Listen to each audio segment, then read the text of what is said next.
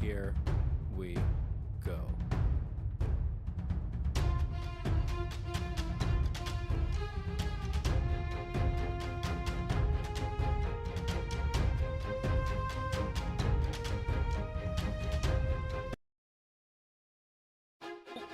Welcome back, ladies and gentlemen, to another Zagger-tastic stream. It is I, your friend, the one, the only Z, a single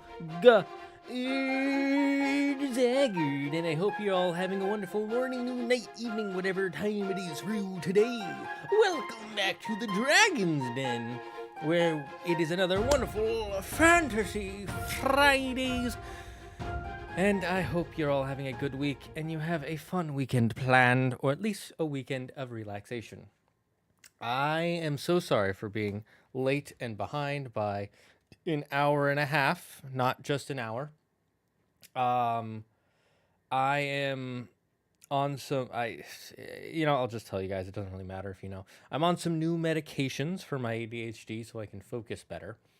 And for the most part, I felt an increased productivity and focus, but I've also felt when I'm like really hungry or thirsty, it's a major decrease in those moments. So and I just had a lot to do today also on top of that. So I was having a hard time focusing and just wanting to do this. So that's why I didn't, why it's so late. Yes, Yuki. Flame, rage with flames. Hello, Lily. Hello, Doomblades. Hello. Why is this password? Hello, Terminape. Hello, everyone. It's okay. We forgive you. New meds. Yeah. I started taking ADHD meds on Tuesday, in fact.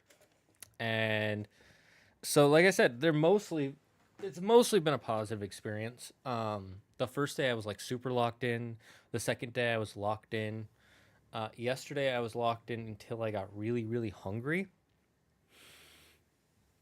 And then the 2 times I got really hungry, like I just literally had a system meltdown. It was so difficult to do anything. And then today I'm like half locked in, and I'm kind of having, I had a little bit of a system meltdown, but I didn't. I've been getting like a lot more stuff done earlier in the day, so that's the good news. And I just ate a salad before stream to make sure I had something to eat, but I'm already feeling like I need to eat something again. So I might have to, I'm gonna 2 more seconds. I'm gonna run into the kitchen and get myself like a protein bar or something, because it's not, I'm not locking in, chat. I am like, whoa, this is not locked in. This is the opposite of locked in. This is locked out. Okay, so we'll be back. Just listen to these chill vibes. It'll take me like 30 seconds.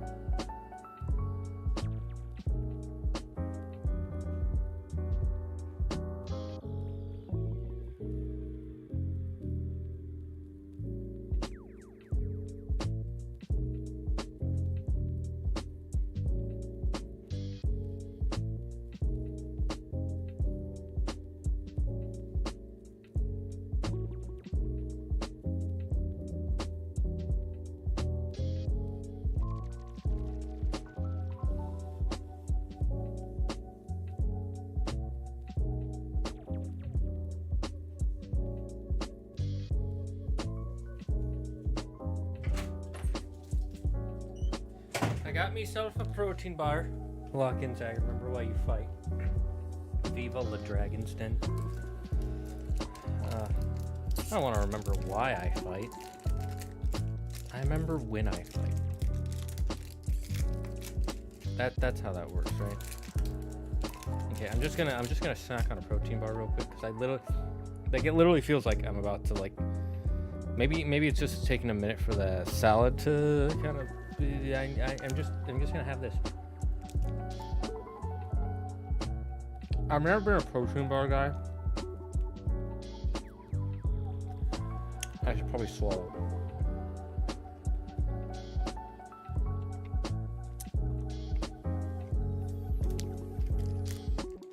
I've never been a big protein bar guy. But I learned recently that ADHD medication, and more importantly your brain, and especially ADHD brains in general, have a lot better time processing information and thinking and functioning when you've had protein recently, or you're digesting protein and stuff like that. So I needed to find a way to get protein in my body quickly without melting down, because one of the problems with ADHD, and I know this is a D&D stream, but my series is called D&D ADHD&D, so ADHD is part of it.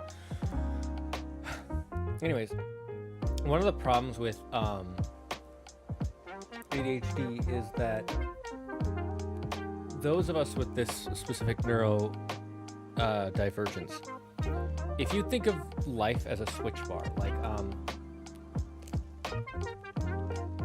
like there's a switchboard, not a switch bar, and there's a switch for sleep, and there's a switch for eating, and there's a switch for cooking food, and a switch for laundry, and a switch for taking notes, and a switch for driving, and a switch for like just literally everything you do throughout everything you do. Imagine there's a switch for every little thing you do throughout your day. A normal person's brain looks at that and goes, I switched this on now. Now I can switch this on. Now I can switch this on. Now I can switch this on. And they might have difficulties throughout the way, but they can just switch one thing on. They switch on the next thing, right? Like for normal functions, but they can only focus on one switch at a time, and but they're able to switch focuses really easily, and they're able to do them without any hassle. Like it's like, I can just switch this on. It's not a hard thing. ADHD brains look at the switchboard, all of the switchboard buttons at the same time, right? And when we try to focus in on one thing, or normal person behavior like cooking dinner, we either can only focus on that one thing and we ignore literally everything else we have to do, or we can't focus on that one thing, and it takes a lot of work for us to just get over to that switch and just flip that switch on. So getting protein in me would be a lot of work if I always had to make something with protein in it, right? So I looked into, like, because I eat eggs for breakfast. Not every day, but I try to eat them. I'm trying to eat them more. But if I have to eat eggs every time I get hungry, I'm gonna fucking explode. Okay? Because to a normal person, it's like, oh, you just make eggs and then you eat them and then you clean up. But for me, it's, okay, I gotta go into the kitchen. I gotta go into the fridge. I gotta get the eggs. I gotta get the salt and pepper. I have to get the bowl. I have to get the fork. I have to crack the... Like, just explain this is exhausting.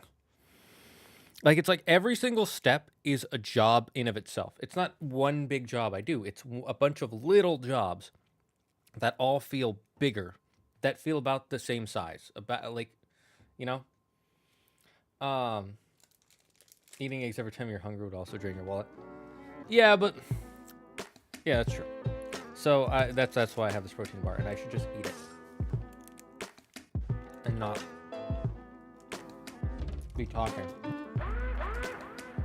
So, Kat, what are some new things that you guys have gone through? If you want a better explanation of the ADHD thing, I can. Hello, Officer Philip. What's everybody's week looking like? Does anybody have any interesting plans for the weekend? Well, like this, let's just do some chatting, just to hang out, you and me. We'll get to D&D soon enough. I'm probably killing my viewership by starting at D&D, and then going into D&D after chatting. I should start as just chatting. I should start more of my solo streams as just chatting streams. Are you asking weekend plans? Weekend plans, what happened to you guys throughout the week? How are people doing?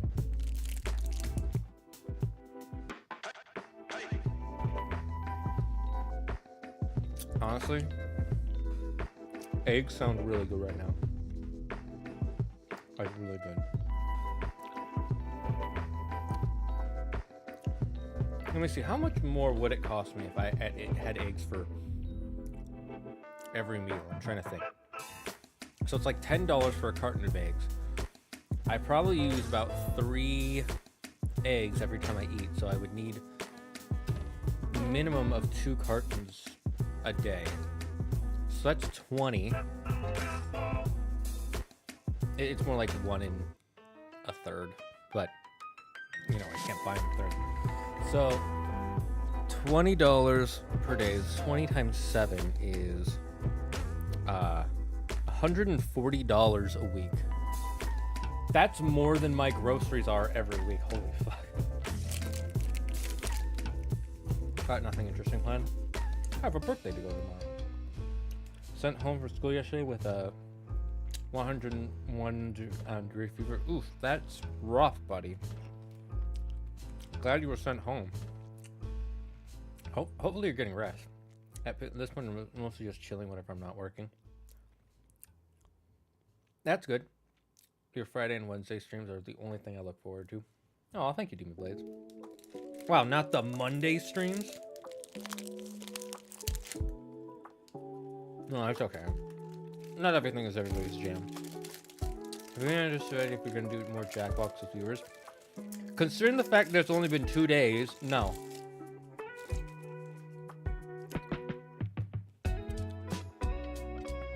We haven't decided if we're gonna do that yet.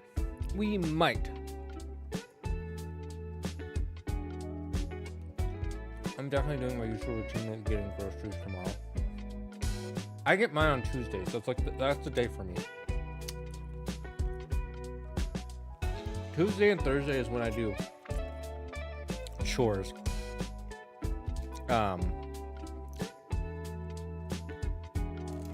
Tuesday is when I let me think. Tuesdays is when I get groceries. Usually do some emails if I have any emails I have to deal with. Thursdays is laundry and some other wedding stuff that might come up. But laundry's a big one. Groceries and laundries are hard to do if you have ADHD. I already left my comment in the bottom instructed, but I would very much like to see more Jackbox. Thank you, Chris Philip. Yeah, look, more comments of like, hey, can we get more of those views? Because again, and each person's comment really does matter. You hear that, like, it's like, oh, they're just saying that because they're getting more people to comment. It's like, yes, but also, if it could be the difference of like one person. Because like, let's say I'm waiting for 20 people to say, oh, I really liked watching this, or oh, I really enjoyed it, right? 19 people comment. It's like, 19 people, but 20 people. That's 1/5 of 100. If I can get 1/5 of 100 people to get interested, and then we can grow it so those 1/5 of the people share it with more people, and then we get to 1,000 people. 1/5 of 1,000 is like 200 people tuning in to watch to watch the streams, right? And 20 people isn't it's not nothing. But 200 people is like a lot. That's 200 people is when you start for a live stream. 200 to 300 is around the numbers where you start getting sponsorships and things. And that can help pay for things. So if we can get like 20 people to be like, yeah, I liked it, then I will definitely do it. If we can get like, if it's 5 people, I'm like, yeah, okay, I might do it for them like once a month. They might enjoy it, and I'll talk to Andrew about it. If it's like, what do you call it? If it's, what did I say? 10 people, definitely more interested. 15 people, I'll seriously consider it. So that's what I'm telling you. Give us some of your One Piece theories. My One Piece theories. So I don't have a lot of my own One Piece theories, but there are theories that I have seen online that I like, that have that have nearly been confirmed. There's one thing that's not a theory, but it's a fact, and it bugs me that we have been, the way we found out about it, and the fact that it hasn't been 100% like this is what happened, and I'm guessing it'll come into play in the future. But for now, it's like, why it kind of bugs me the way Oda did it is for Egghead. The what's his name?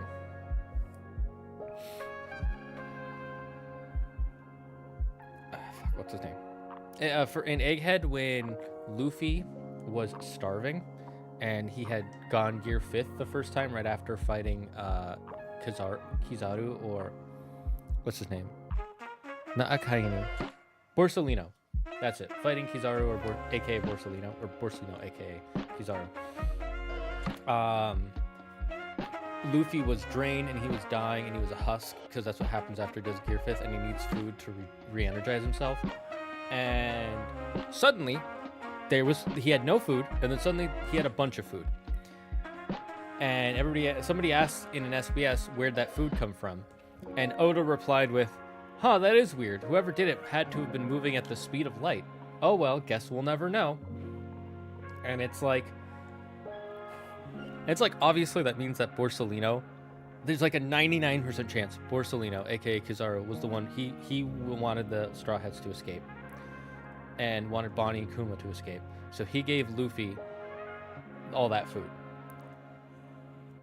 Why? It bugs me that was revealed in SBS and he didn't like wait till later to have that be a big reveal, or reveal it in the arc, because that means he was willing to reveal it, but he's also being cagey about it.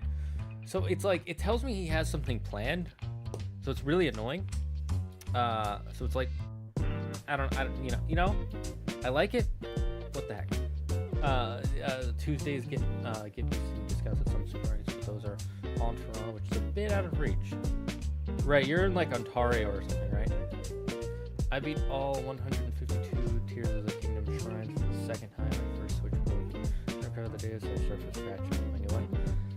I'm glad you liked Tears of the Kingdom that much. I liked Tears of the Kingdom just enough to finish the story.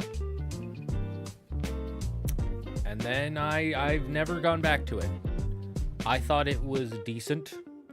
Like, Tears of the Kingdom and Breath of the Wild, I think, are really solid games. If you just look at them as just purely games in the gaming world, they're really solid.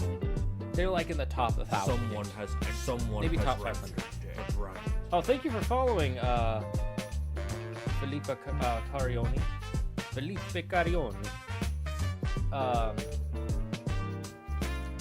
I think they're really great games, and they have a lot of fun mechanics in them and neat world building, or at least it starts with some neat world building. But overall, as like Zelda games, they're kind of low tier for me. Like, they're fun. I don't get the enjoyment out of them that I get out of older Zelda games, like Twilight Princess, Majora's Mask, Ocarina of Time, Wind Waker, even Skyward Sword. I enjoy more, and I've only played Skyward Sword like 3 times, which might sound like, wow, he played it 3 whole times. I'm like, yeah, but that's kind of low for me. Most Zelda games I've probably played closer to 10 times that I really like. I even like the DS ones a lot more. I like Phantom Hourglass. I replayed that like 4 or 5 times. And Spirit Tracks I replayed a few times too. So I liked those way more than I liked Breath of the Wild. But either way, I'm glad you were able to do it. So yeah, that's what the first one is, that Borsalino helped. Back to the One Piece thing. It bugs me that he didn't tell us exactly that Borsalino helped. I think Kizaru might go turncoat like Aokiji. Here's my weird theory. I think Aokiji, he definitely has left the Marines. I'm not going to pretend he didn't. But I think he's only joining the Blackbeards, so that way he can eventually take them down from the inside out when the time comes. That's my weird theory. I think he knows something and he wants to try and stop them, but he knows he can't stop them now. So he's going to wait till they're like weakened or they're right out to do something, and then he's going to try and like come in and yoink whatever they're trying to do. I found out my local pizza place sold Mexican Coke, so I got a bottle of drink with my pizza. Not going to lie, I get the hype. Well, it's not really that there's hype. It's that Mexican Coke uses real cane sugar versus high fructose corn syrup, which is what we use in the US. And high fructose corn syrup and cane sugar are both bad for you in the large amount of quantities you get in soda. But cane sugar is a more natural flavor and less syrupy and makes it more thick. Makes it more of a drink and less of a syrup drink. And 2, it has a lower addictability to it than high fructose corn syrup does. And a higher flavor profile. What that means is, and this is something we know for a fact, is that a lot of food companies that make things like soda, fast food, burgers, things like that, they don't make food to be more delicious, they make it to be more addictive, where your brain, like if you drink something that your brain likes, like let's use my scratcher as like a marker. Like the first time you drink something that you really like let's say the first time you ever have root beer, your brain gets dopamine levels to here, right? And then your brain wants to keep the dopamine levels here, but it's eventually going to go down because it gets out of your system. So the next time you drink it, it's going to go to here. That looks like the same, but it's slightly lower. Your brain is like, yeah, it's still that same high. And the next time it's here. And then the next time it's here. And then after like your 100th time, it's down here, right? The dopamine levels aren't quite as high. So you want to get it again. So instead of just drinking one can of root beer, you're like, I'll drink a second one. And it gets it back up here. And you're like, yeah, that's how it is. And the more you drink, the lower each can's dopamine levels get you until eventually it's all the way down here. And then instead of drinking one can of root beer, you're drinking like 6 or 12 to get here, right? And so that makes you want to drink more. And the more you drink, the more it makes you want to drink. And then you drink more, and the more it makes you want to drink. And it's this cycle that makes you addicted and more addicted as you drink it. And that's what high fructose corn syrup and a lot of the other additives that they put in do, is it makes it more addictive, not tastier. But in Mexico and a few other quite a lot of other countries, I shouldn't say a few, most other countries, I'm pretty sure, someone fact check me on that, they use cane sugar. And they use other stuff to still make it addictive. I'm not going to pretend like we're the only ones who do it. But the high fructose corn syrup is just way more addictive, and it's also a sugar replacement. The other reason they do it is because it's cheaper, and there's so much corn in the U.S. I could go on forever about high fructose corn syrup, but I'm glad you like the sugar Coke. When my first Switch broke, I couldn't recover my Nintendo account because it was set with my mom's email, and she forgot the login. Classic. So I lost my Fortnite account. Rippers. That sucks. I want to try Mexican Coke, but I don't know where to get that in maple syrup land. I'm sure there's a store out there where you can get it. I'm 90% sure. Toronto is in Ontario, which is a province.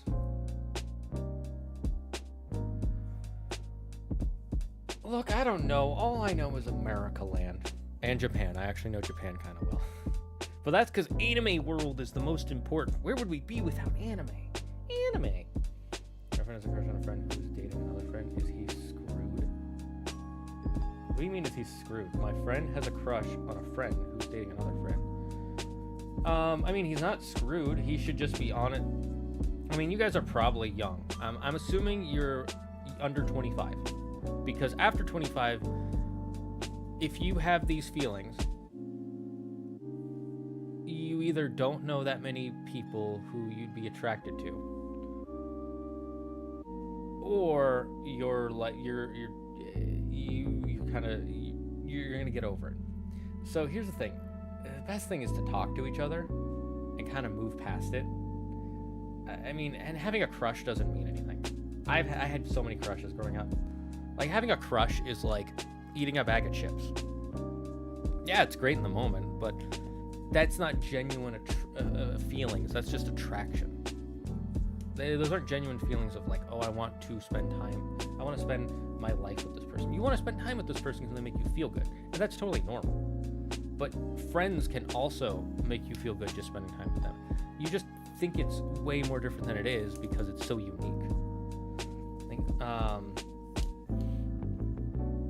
I still haven't finished choosing him. I might just end up starting over. I mean, however you want to do it on this film. Anyways, here's another one of my One Piece theories. I think Buggy is also Roxy Zebex's son. Just because his face looks alike. He might not be. I could 100% be wrong, but I think he might be. Another theory is I think Mad Monk Arouge knows something about the Void history and something about Joy Boy and something about Gold Roger that no one else knows.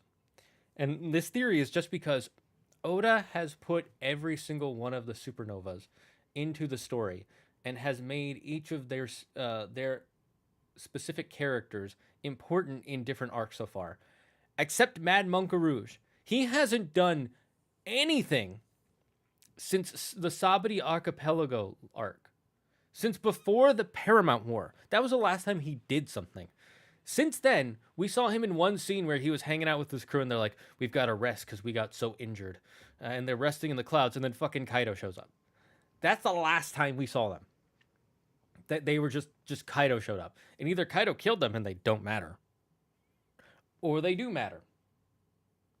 And with how late game it is becoming with those characters, they're going to have to matter a lot for me to get invested. Like a lot. Like almost as much as Kuma or Joy Boy. Yeah, you're right about that. I just don't taste much of a difference between Mexican and American Coke. Have you drank them together? Optimus Philip.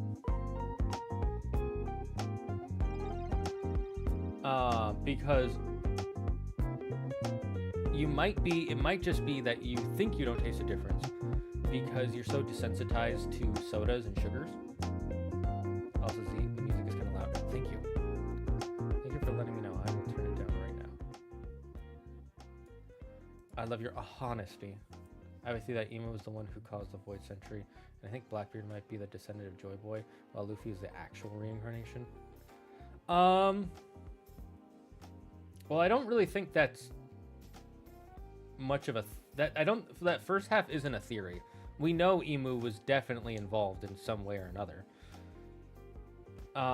Because Emu has been around since the beginning of the founding of the world government, and we know the world government created the is the reason the Void Century exists. So we know Emu was involved in some way.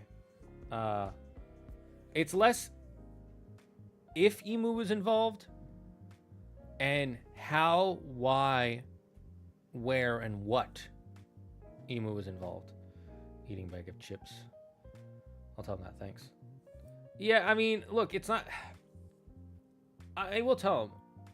It's not gonna go well for him right now. Like, he's gonna think that, like, because when he talks to his friend who's dating that person he has a crush on, or he talks to the friend who he does have a crush on, it's either going to end with him being rejected and being told, hey, don't do that, or she's going to end up wanting to date your friend and break up with your other friend, or she's going to date both of them. In all those scenarios, it's going to suck in the moment. But in all those scenarios, it's also going to be a learning moment for him, where he can learn what kind of person he is, what kind of person his friends are, and what kind of person he wants to be in the future. The longer you stall with that sort of stuff, the more you just stunt your own emotional and mental growth. But that all, like, I can't predict how it's going to go. I finished season 1 of Korra, just started season 2. Was not expecting season 1 to be so self-contained. Well, yeah, Optimus Philip, that's because when they made season 1, they were told you only get one season. I haven't tasted them together yet. Maybe I should try that. Only if you want to. I will tell you, I hate Coca-Cola and all colas. The darkest soda I like is root beer. Anything darker than root beer tastes nasty to me. But if you really want to try, like, the only true way to tell if you like one thing more than the other, and if you can taste the difference, is to taste them side by side. Because you can tell, like, your brain can tell you, oh, they taste the same, or oh, I can taste the difference. But if you don't actually taste them side by side, you might just be convincing yourself of one thing or another. What was your intro into anime? Mine was Pokemon, but some people will say it doesn't count, so I'll say Dragon Ball Z, then Naruto was the first anime and watch every episode. Whoever says Pokemon doesn't count is a fucking idiot. Like, I'm just gonna say it straight up. Pokemon, whoever said that is a fucking idiot. Dude, Pokemon is 100% an anime. It was made in Japan by Japanese people and has a bunch of Japanese references. It has one of the most famous memes of them dubbing it with the "I love jelly donuts" meme. When they're eating a Japanese rice ball, because they were like, oh, kids can't understand what a rice ball is in America. They're too fucking stupid, so we're going to call it a fucking jelly donut. Even though every kid is like, that's not a jelly donut. I know what a jelly donut looks like. That doesn't look like a jelly donut. What is that? Even, like, kids in the most, like, Midwestern Texas city were like, I don't know what the hell that kind of white jelly donut is. That ain't no jelly donut. What the hell are you talking about, poor kids? Right? So no offense, he's had Zagreed romance advice.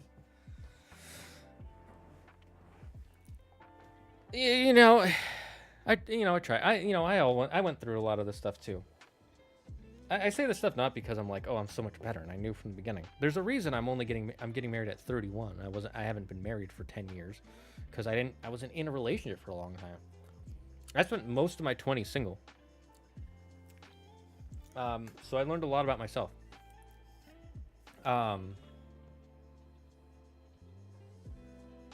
Remember the crusty JPEG sandwich they reached in onigiri with what? I don't know what you're saying. I don't remember what you're talking about, or I no. Anyways, yeah, no, Pokemon 100% counts. My introduction to anime was Japanese. So most weebs like myself, and I'll admit I'm a weeb because I like anime and I like Japan. I'm not a crazy weeb. Like, I can see the problems with Japan. I like Japan for the reason, like, some people like Italy or France or Paris. Well, Paris is France. Or Canada or Mexico or whatever country, right?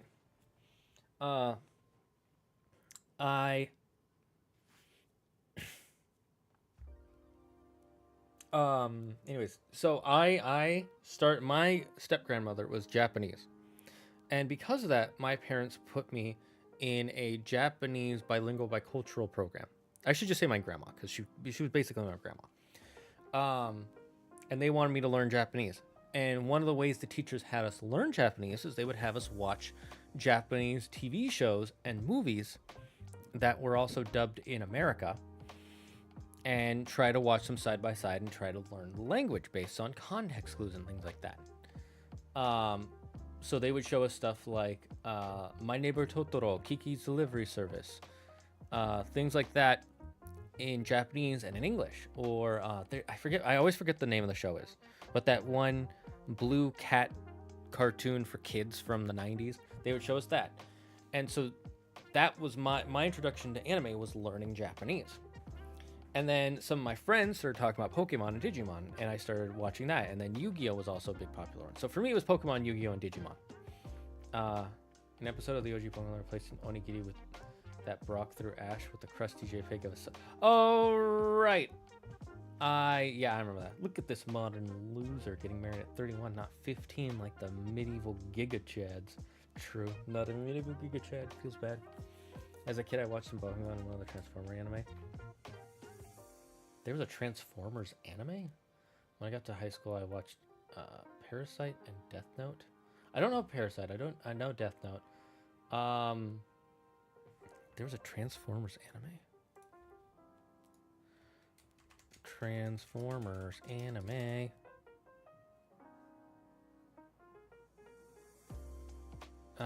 Let's see. Transformers Japanese?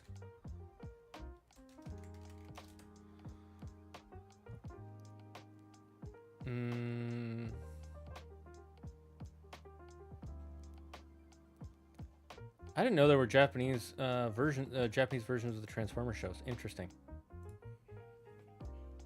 Transformers Cybertron or Galaxy Force in Japan.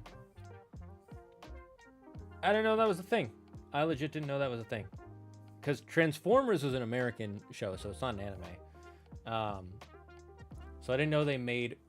I didn't know Japan made their own versions of the Transformers show. It's pretty neat. It's pretty cool. I never really got into Transformers. I got into the movies when they were in theaters. And then I got out of the movies because I realized they were pretty dumb.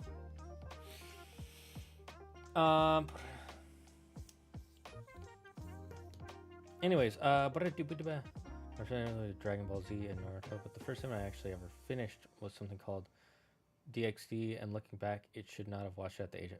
Are you talking about high school DxD? If so, yeah, you probably shouldn't have been watching at that age.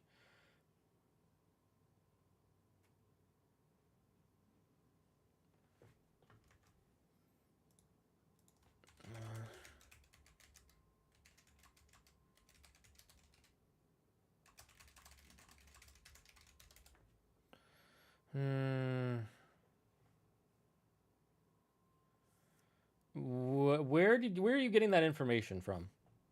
Because I'm not seeing that anywhere. I cringe when I think of it. Yeah, I've been there. Let's see, who created Transformers? But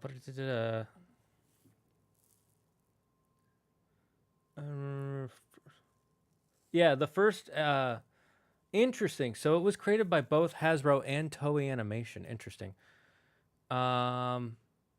It first aired in the USA only, so it was definitely a USA program. Let's see, Transformers and produced by the company Hasbro and Japanese toy company Takara Tomy. Autobots in the. Let's see.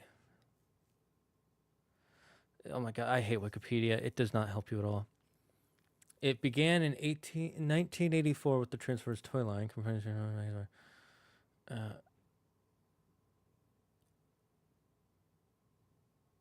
And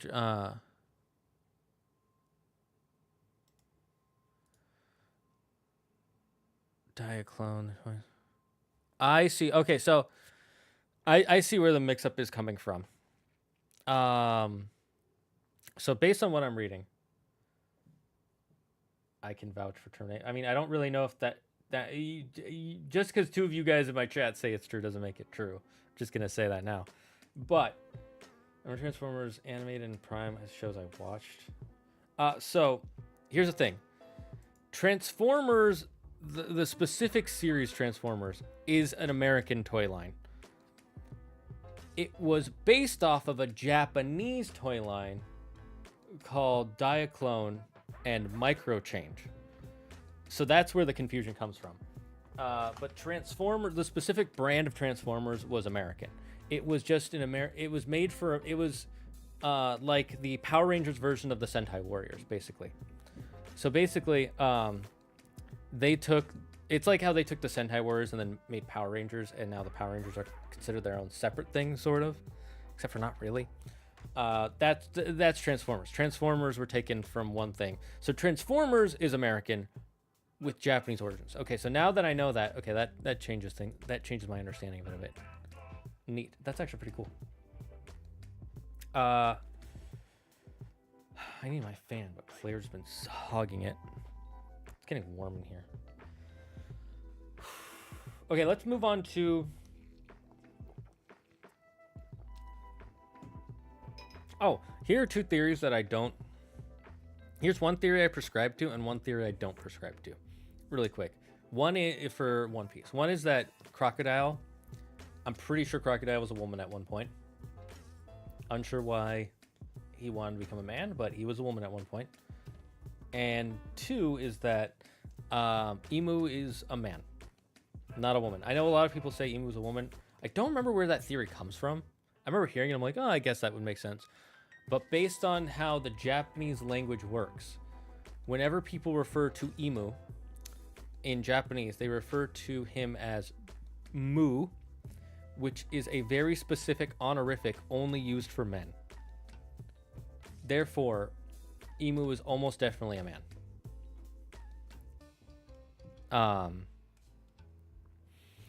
So yeah, that's why I'm pretty sure Emu is a man, not a woman. Even though there were theories that it's like it makes sense, but based on Japanese, like it really sucks that Japanese language is so hard to translate to English, because there's some really cool poetic stuff in Japanese that Oda puts into One Piece that we can never get in the English releases. Transformers kind of came full circle with the Japanese toy company deciding to adopt the Transformers brand going forward and making their own Transformers shows. That makes a lot of sense. It's probably just that Transformers was more popular. It sold more, so therefore make more show. It's like the Coke thing all over again, or with Pokemon. Also, it gives the same energy as 50% of the time. It works 100% of the time. 60% of the time, it works 100% of the time. This is going to sound hella weird, but I'm weirdly proud of my ability to go. It's something I learned when I used to ride horses when I was a kid. All right, let's actually get into creating this dungeon, because we have a little under an hour left to do some work. Thankfully, we have a week, and I'm going to try and schedule some more time next week to actually get some of this stuff done. But we'll start with the basics. So as you guys all know, when I make a dungeon, I think of the layout of the dungeon. I already have the scenario that we're going into. So anybody who's in my Looming Shadows campaign, leave. Get out. Get out. I don't want you getting spoiled. Get out of here. Go. Get. And so my players were given a few choices. They could. So one of the things I do is for leveling up in D&D, I like what do you call it? Not merit, not event. I forget what it's called. I'm just gonna call it event-based level up. Because and there's like a huge thing between EXP or event-based. EXP I like, but I just don't like doing the crunching numbers. Plus, I like it to be more story-based, kind of like how in Legend of Zelda, you get your new weapons, which are basically a power-up at certain points in the story. So then, you know, you level up in the story. And so for me, I like to also let my players know when they're going to level up. So that, because otherwise then they're just like, when are we going to level up? When are we going to level up? Because they don't know when. So I've told them that the way that they level up in this campaign is they have to get these, they have this AI device that they named Wally. So we're just going to call it Wally. And Wally needs to be powered up to defend the town and the world from this giant monster that's going to show up. And they already know it's going to show up. They've already seen it. It's just trapped right now, and it's currently breaking out of its prison. They constantly see it breaking out of its prison because what it did is it shot a laser into the sky, and that laser is slowly disintegrating this barrier that's around it until the barrier's gone, and then it's going to go on a rampage. And so the AI is like, I need to be powered up. My energy is drained. You need to go and get my energy source. And my first energy source, and the energy sources it needs are the Flames of Ascension. And that's what I told my players. To level up in this campaign, you need to get a Flame of Ascension and bring it back, and then Wally will power you up. I have to burp. Excuse me. So that was one of the quests. And then another quest. Claire, make sure you can't hear me. I don't want you getting spoiled. Okay, love you. Another quest is I told them it's a deadly quest. They need money to upgrade their base and maybe just upgrade themselves if they want to. They can get 10,000 gold, which is a lot in my world. 10,000 gold is like $500,000 in real life, more or less. Not exactly, but just as an example. And the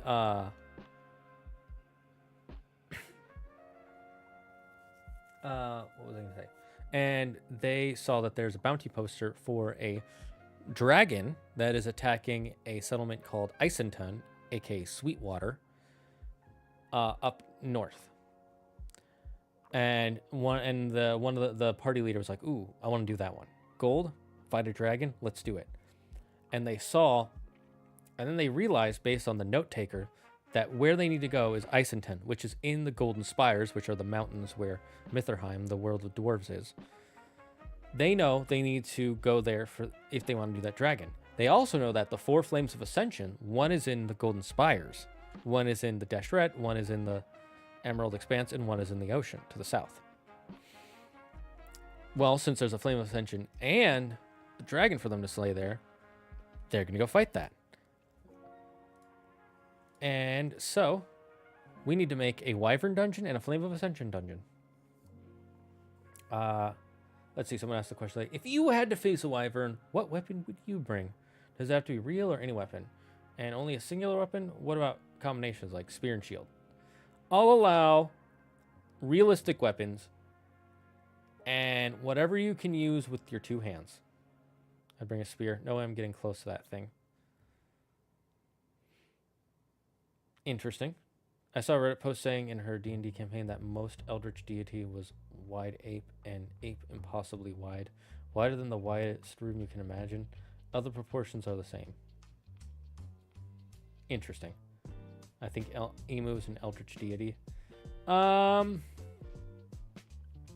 Based on recent chapters, I'm going to say not Eldritch.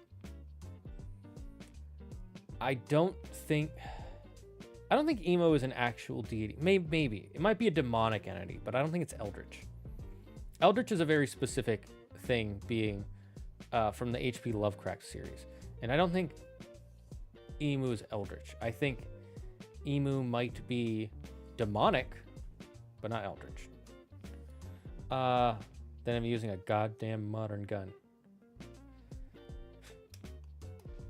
Joke's on you. The real weapon is your imagination. Yes, Squawk? Oh, right. I forgot you had work.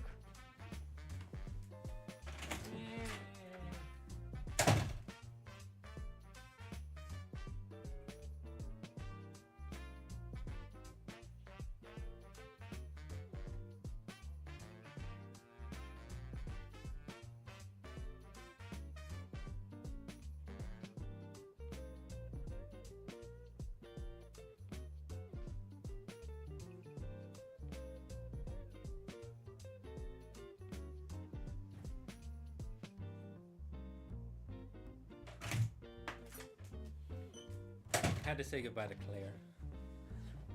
Is it okay to do it with the trans woman? I'm not going to answer that question because that's going to lead us down a rabbit hole. I'm going to, whatever you want to believe. That's going to start a fight, and I don't want to start a fight. So next person who asks a question like that, I'm going to time out. Just letting you guys know now. That's too political.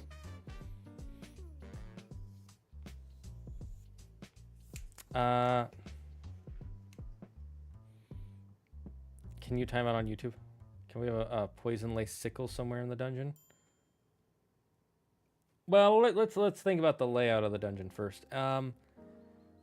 We could. I don't know if I'd want to put that in the dungeon though, because I don't think any of my players would use a sickle. So, who do you think is Luffy's mom? Not Crocodile, that's for sure. No reason for it to be Crocodile. How long will the timeout be? Probably just a minute. I'd start it at a minute, but then if you keep going, I'd go to 10 minutes, and then if you keep going, I'd just ban you. The only is it gay question we allowed, like kissing your homies goodnight. True, Yuki. Kissing your homie. It's not gay because it's not rainbow on Twitter. The hashtag isn't rainbow.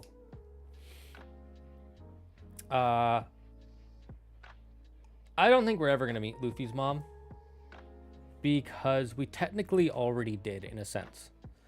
So a long time ago, Oda described Luffy's mom as a very brash...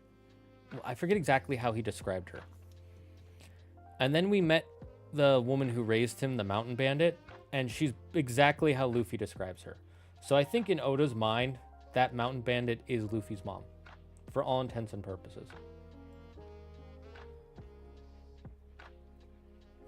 Okay, so we gotta make a Wyvern dungeon and a Flame of Ascension dungeon. We'll start with the Flame of Ascension one, because I'm sure they want to go there first to try and level up. Oh, there's a Dartini and it escaped it. Now, if you look at how I do my dungeons, you see on the left there, I always lay it out, and I need to pull up the picture myself because it always helps to look at things. Tabletop. Campaign. Map layout.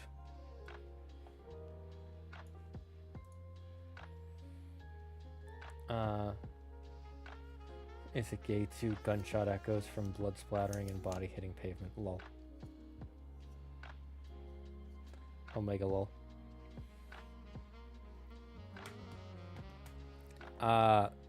So I like to, obviously and I know we go over this every time we do it, but I think it's important to remember that the fundamentals are fundamental for a reason, right? So we start with an entrance. There's got to be an entrance somewhere. So how are we going to allow them to enter into this Flame of Ascension dungeon? And it's going to be in the cave network, and there will be a giant door. Okay, so room 1, entrance, giant stone door, and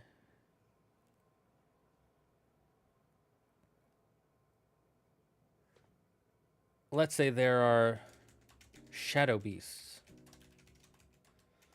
trying to break in. So one of the things that is going to start happening in the campaign is that the sweat or the essence of the giant demon, the Zakerbrom, that is trying to escape, is releasing small portions of its essence to stop our heroes. And those will be weird shadow beasts. And my players, 3 of them, have actually already described these shadow beasts. They don't know how they described them. They don't know what they're describing. They just know that they saw in their nightmare some weird beast creature. I don't know that song. I'm not going to be able to complete those lyrics. If you 90% of the time, if you post a song, I'm not going to know the lyrics. I guarantee you that right now. So they're going to have to fight the shadow beasts. Room 2, right, is going to be environmental complication or a logical location. Let's go with the environmental complication first, because I already have that in my head. They're going to open it, and there's going to be a large chasm inside.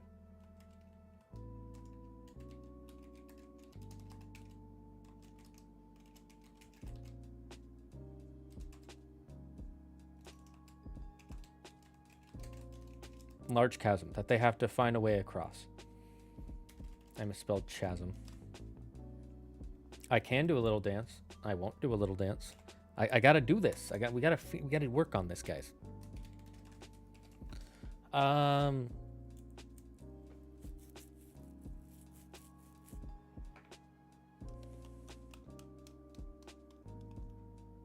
Trask has spikes on its back. The only reason things have those is to avoid being eaten. What the hell is the Trask afraid of? That's not necessarily true. That's why things in our world have spikes on their back. That's not necessarily why things in a fantasy world have spikes on their back. The reason things in a fantasy world have spikes on their back is because spikes look cool. And the gods were like, give it spikes. It'll be cool.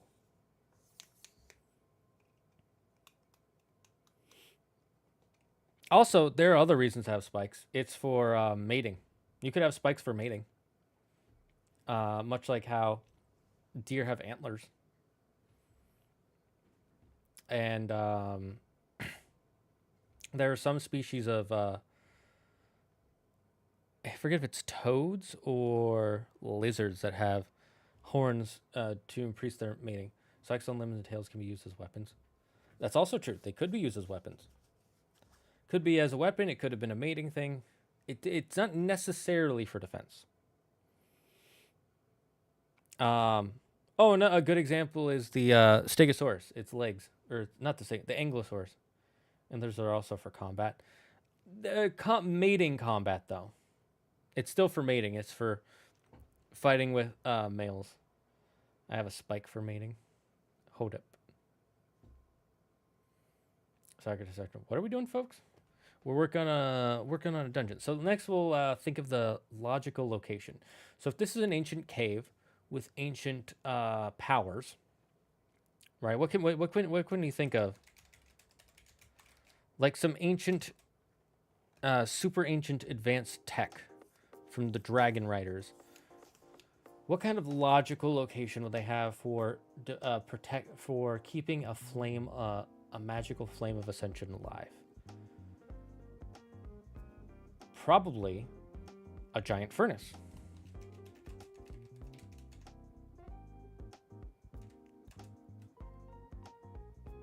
Burns moonstone. Dragon scales. Dragon eggshells.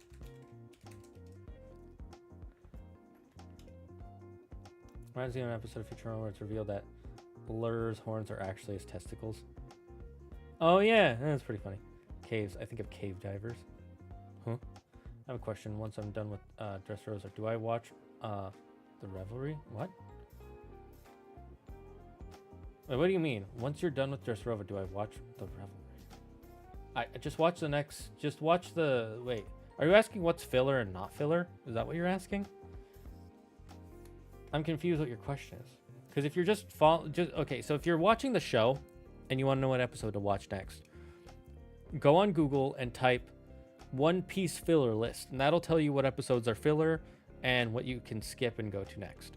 If you're asking if you should watch the movies are all non-canon. The movies are 100% non-canon. The characters in those movies and some of the historical events they mention are canon, but the events of the movies themselves are non-canon.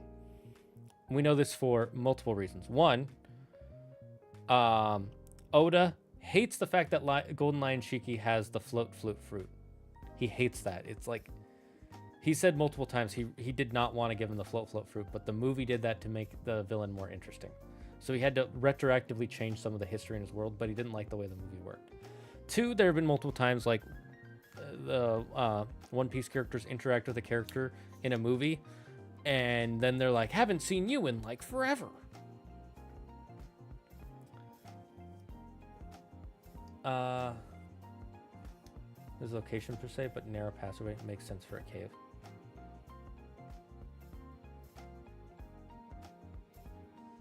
Interesting. A narrow cave. Okay.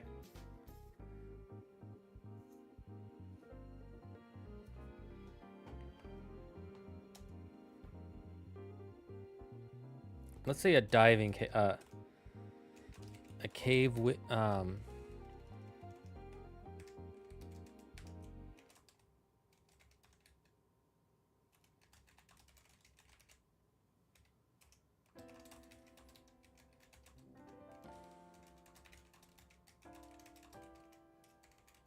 narrow cave tunnel that leads to a pool. Oh, sorry, not secret location. Secret entrance.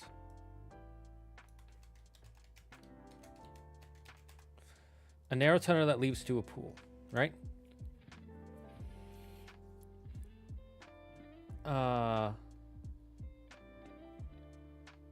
Those events are canon. I'm the author.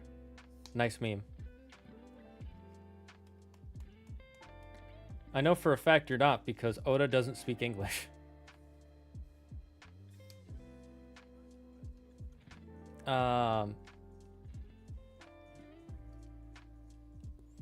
You can have wide corridors as well, but if they're wide, it would be cool to have relatively tall ceilings that contain stalactites.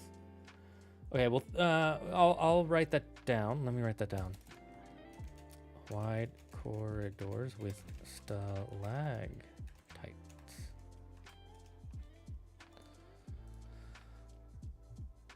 But stalactites. I've always called them stalactites, even though it's spelled with a C. Can we sort of send like a weapon? I don't know if any of my players use a sword. I mean, I guess. Well, I'm not thinking about what we're adding into the dungeon yet. We're only making the dungeon. So I don't want to add any magic items yet.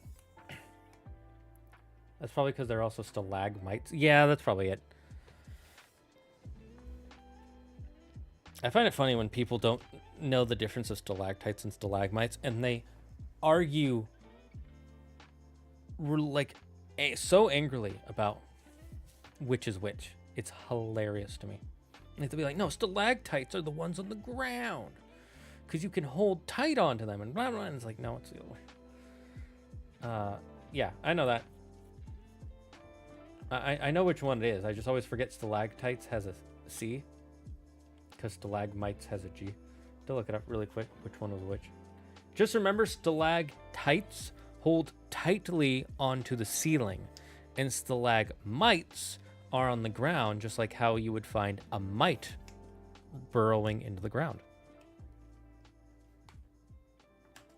Narrow tunnels that leads to a pool. That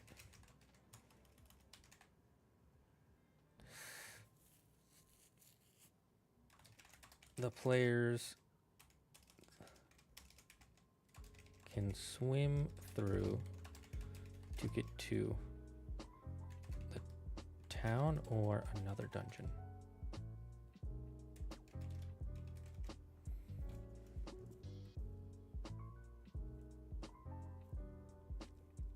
Actually, you know, that would be cool. And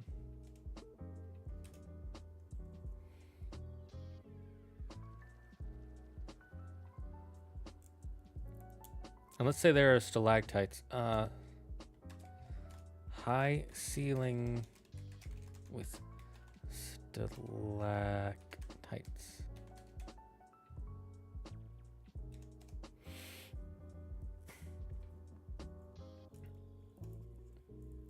I was thinking that stalactite has a T in it for top, while stalagmite has a G in it for ground. I mean, that also works. And that contains an ancient automaton that can either be helpful or an enemy due to how you treat it, like giving it offerings or attacking it. Oh, of course we're going to have that because there's always the alternate threat or ally.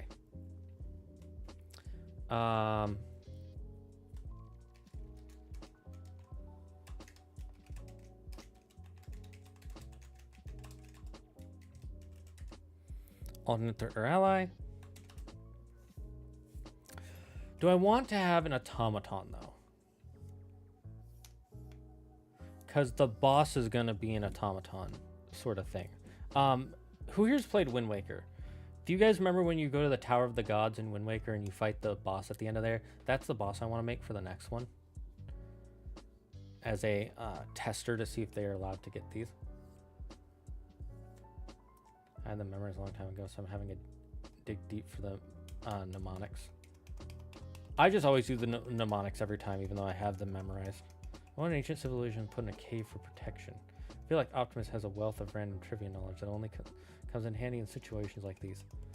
That's called life. Well, it depends on the... So, let's see. What would the dragon riders in my world use for protection?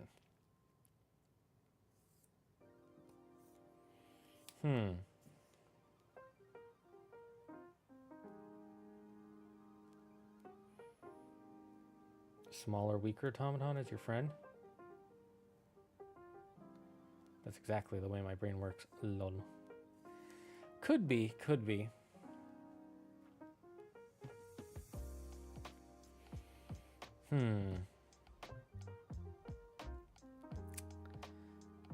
Dragon Rider.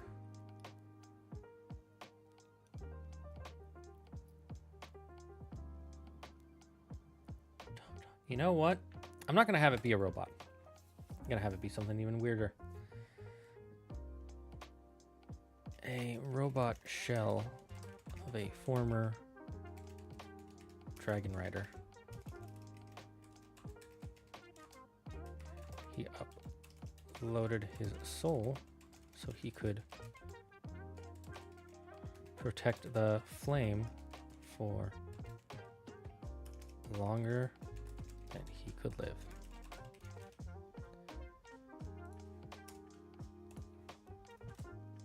After his dragon died.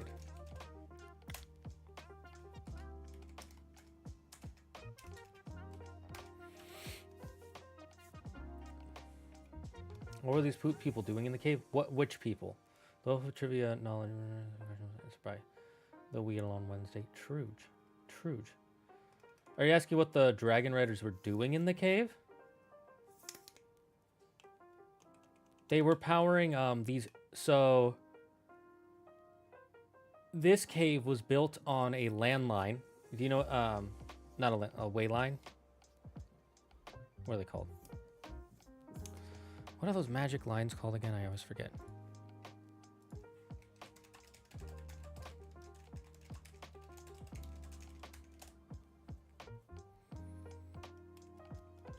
Ley line, that's it. Ley lines. So they built it on the ley lines. And they set up a power source for their Eldunari and for their defense mechanisms. But no one has found them in over 500 years, so they don't know what they're for anymore. Some people try to break into them because they see big door and think treasure. Yeah, Napoleon was actually fairly normal height for his time. People thought I got his height wrong because the French foot was slightly longer than the English foot. Yes, I did know that. Because their measurements for feet were not standardized yet.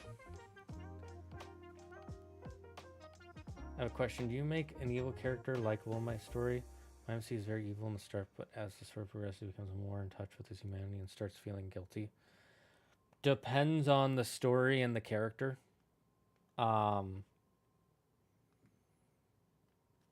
It kind of depends on what I'm doing. Ah, yes, that is actually one of the few things I know. So let's see.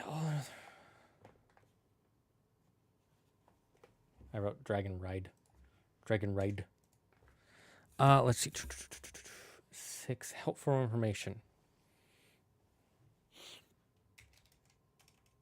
Ancient library with what are they called? Would the word degrading work? Like, I'm thinking books that have been gone for so long.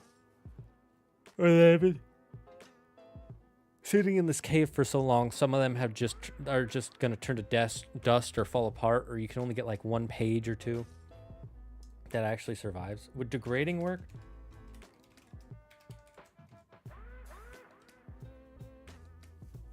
Because they would have like manuals and things for all their ancient technology. It was a sort of writer's base, a base of operations. Room 7. This is going to be another. I'm going to give it a 3rd entrance.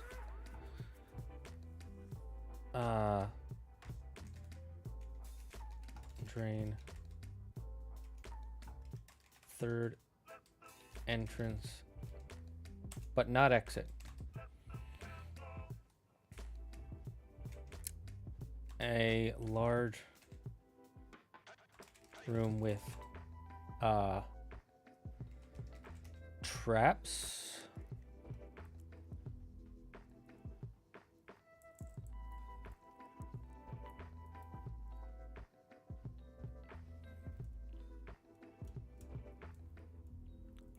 Let's see. A walkway filled. Most of the tiles are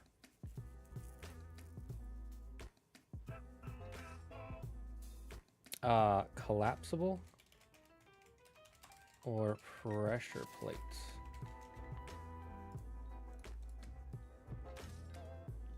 Also a puzzle.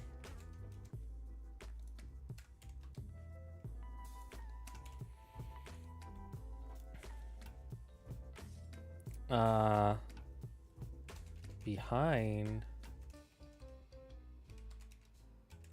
one of the dart holes, there is no, not behind, inside. Instead of shooting darts, there is a button to open a secret door.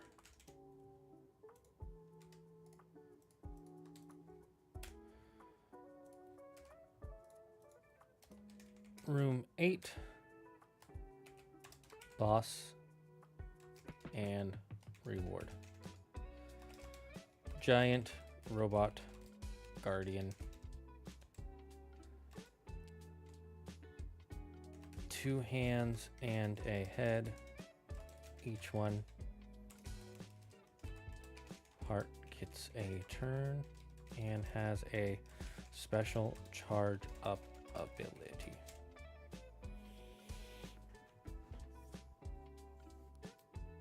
I have a question. How do you... Oh, you were asking how do you make an evil character likable? I see. I misunderstood what you were saying. Okay, so... Is this for a book you're writing or something? When a chamber full of corpses make sense. Is decaying more apt? Yes, that probably is more apt. Decaying is a much better word. Thank you, Yuki. I'm glad you know how to speak into English. I wish I was monolingual. How do I make the fat, annoying football player stop making fun of me? Because I javelin a short tempo and I'm smarter than him. Well, for starters, stop looking down on him. Like, he's making fun of you, and you're also you're looking down on him like, I'm smarter than him. Second, you're calling him the fat, annoying football player. So you're degrading him in two ways. Like, in your subconscious, you are like, you're calling him, you're saying he's a fat, annoying idiot. The football player is just something he does. That's not who he is. So if you want him to stop, like, making fun of you and being mean to you, you have to stop being mean to him too. And I'm not saying you have done anything mean to him, but he can probably pick up on other people calling him fat or annoying or stupid.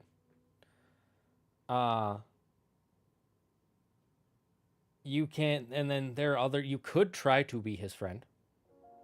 You don't have to be like buddy hanging out all the time, but you could try to be nice to him.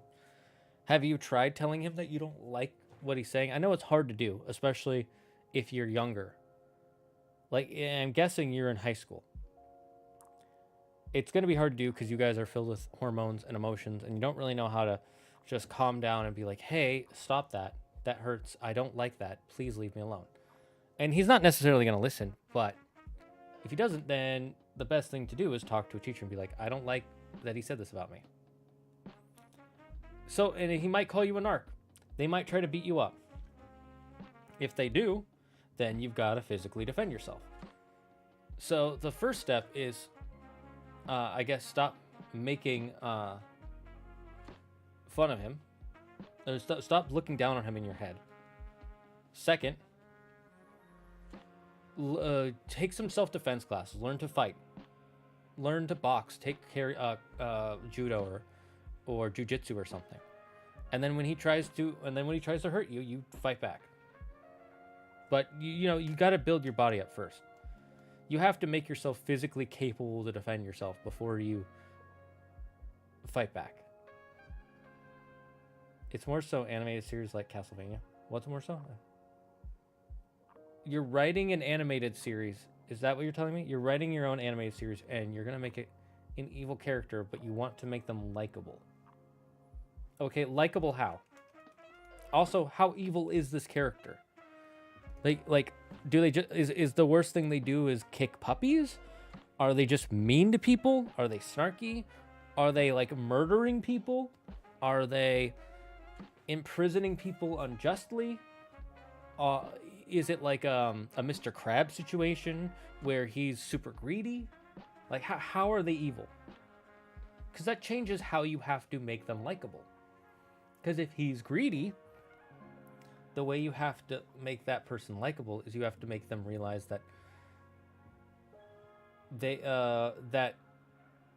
don't deserve all of the money and they should be doing things to help their community instead of harm it just for their own personal benefit. Did you ever hear of Dr.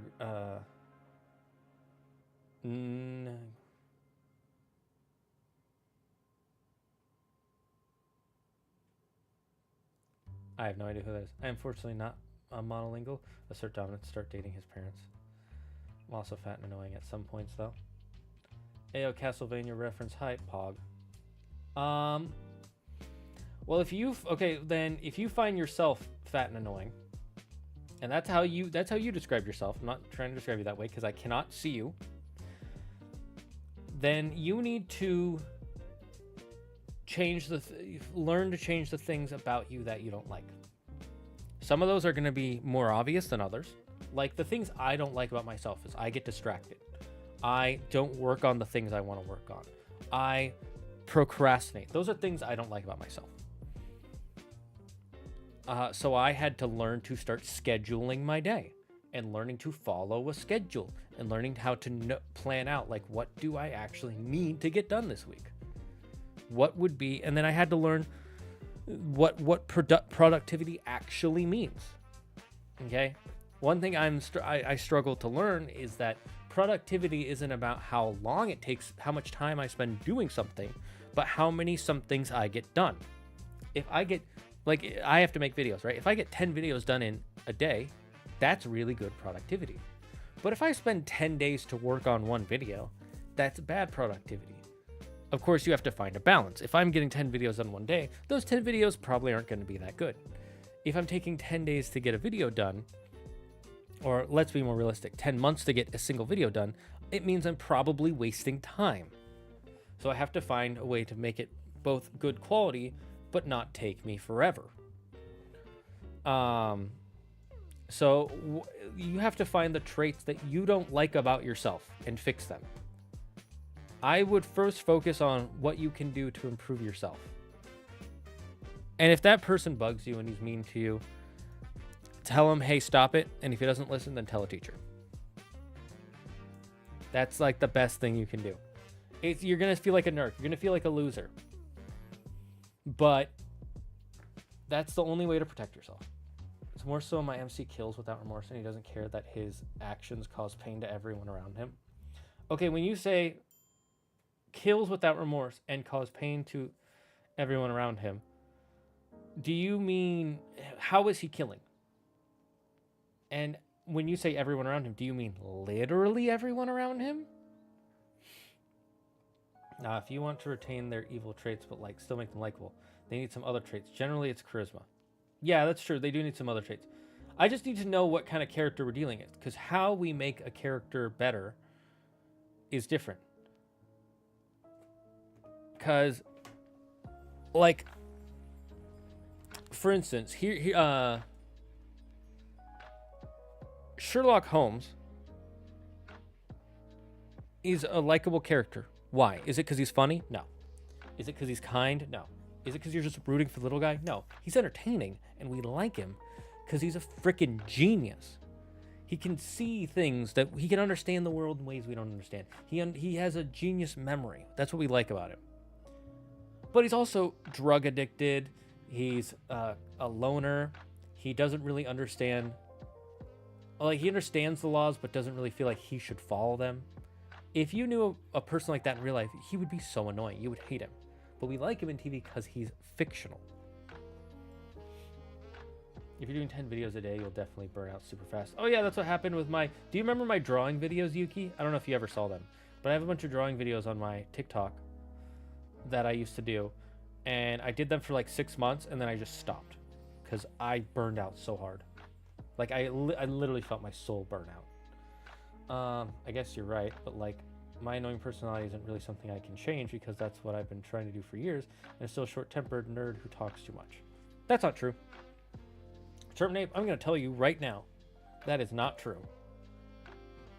You can always change. How you change is gonna be different, and it's how do I explain this? I used to be a really annoying nerd. I was the annoying kid growing up. Everybody thought I was annoying. I had a hard time making friends. I felt very lonely. I felt like an isolated loner a lot of the time. I also was annoying. I didn't start growing and changing until I started understanding and accepting why other people find I'm annoying. Right?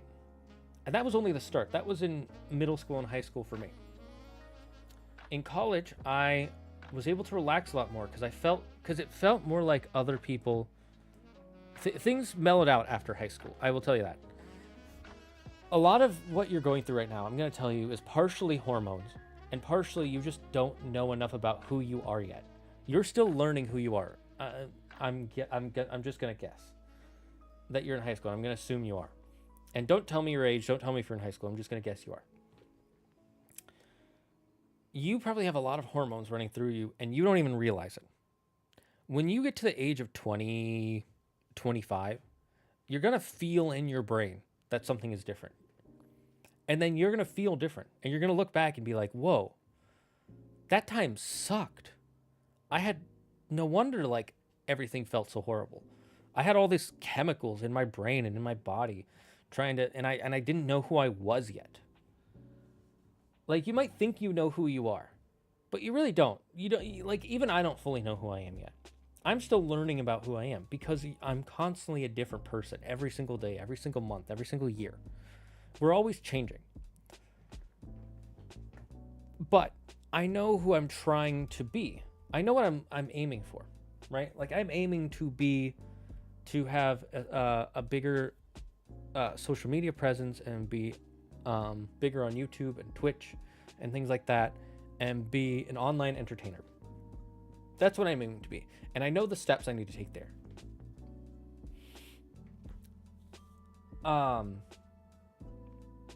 And I promise you, I was trying to do it for years too, trying to change who I was. I also have a short temper at times.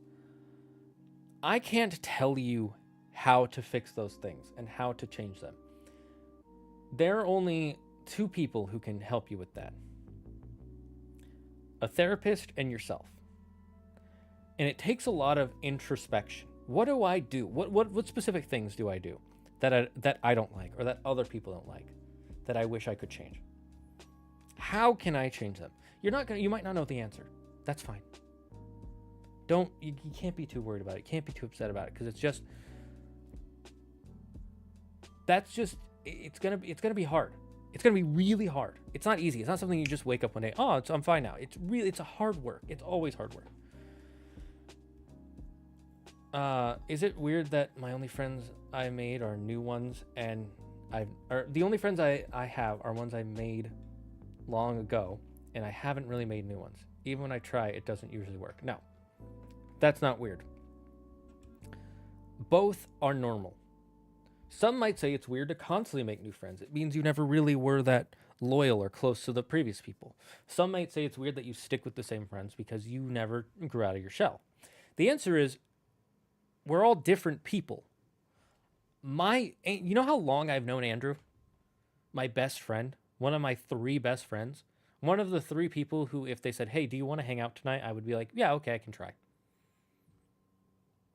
I've known him since 2008. Okay? Almost 20 years, since I was in 8th grade. I've made new friends since then, yeah. But Andrew was the main friend I had for a long time. One of the main friends. The other 2 friends I've known since 2006, since 6th grade. For 20 years next year, I will have known 2 of them. Partially that's because they're twins. I've made other friends. I made friends in high school. I don't talk to those people anymore. I talked to one of them. One person I've made friends with in high school, I'm friends with him.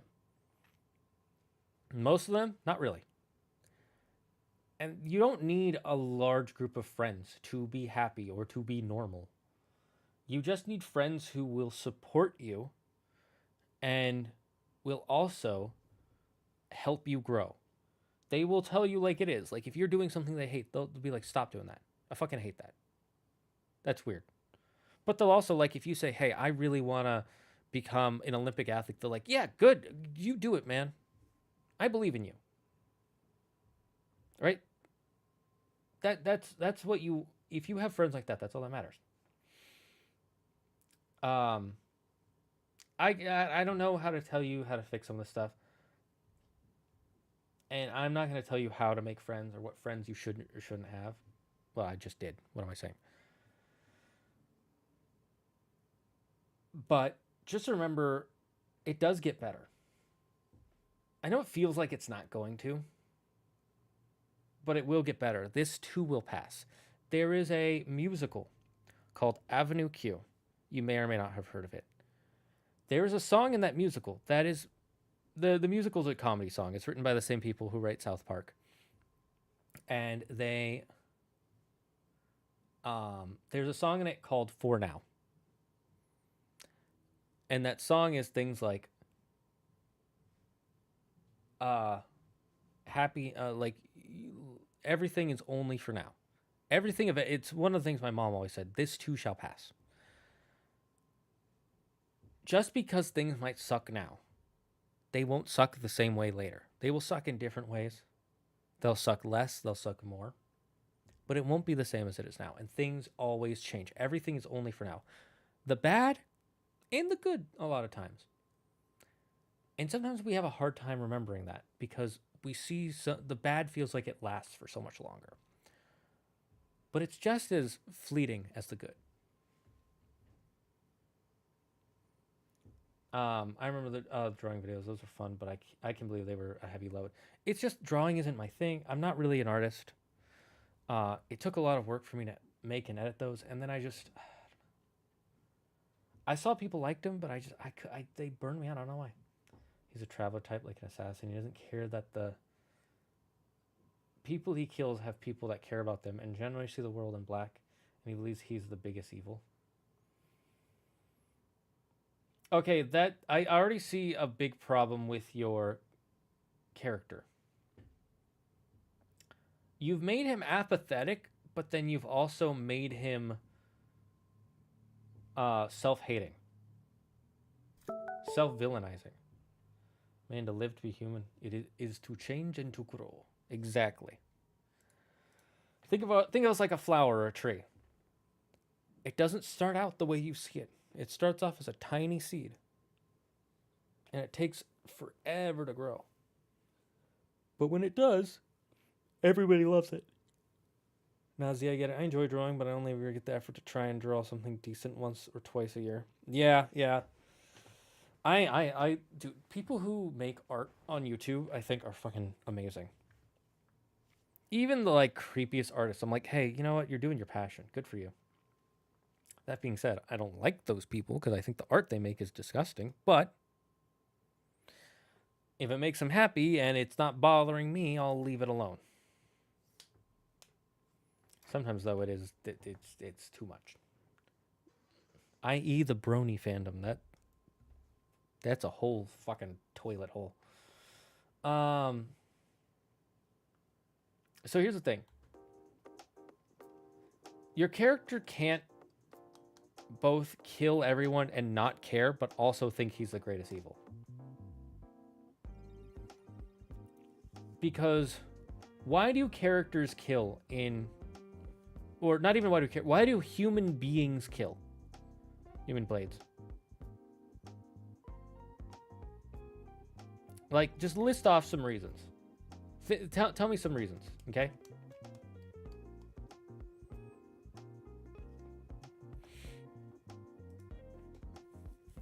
All right, so we got the Flame of Ascension room done. I think that's a good one. Now, let's make the Wyvern dungeon real quick before we end.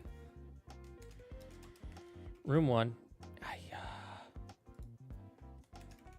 Room 1, entrance. I have to end very soon. I'm going to put on a timer for no more than 30 minutes. 30-minute timer. And when that goes off, we're ending stream. Entrance.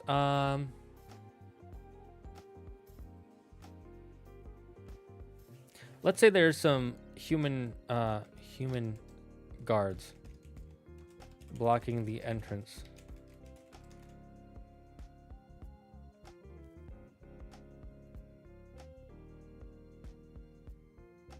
Or a new cult.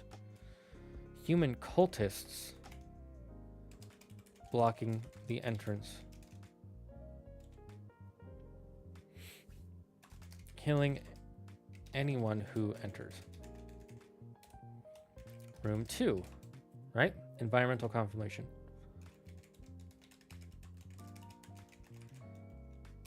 Let's say it's a on the side of the cliff. There's a walkway that they have to walk up. They have to like scale the side of the cliff. Scaling the side of the mountain to get to the main dungeon.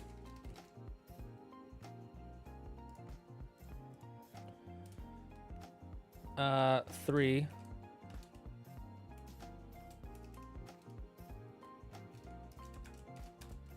Logical location.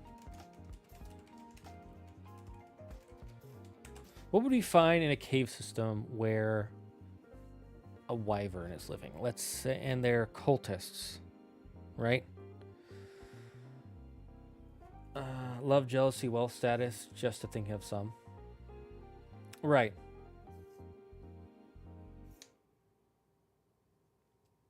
And in how many of those scenarios right? Like someone who's jealous.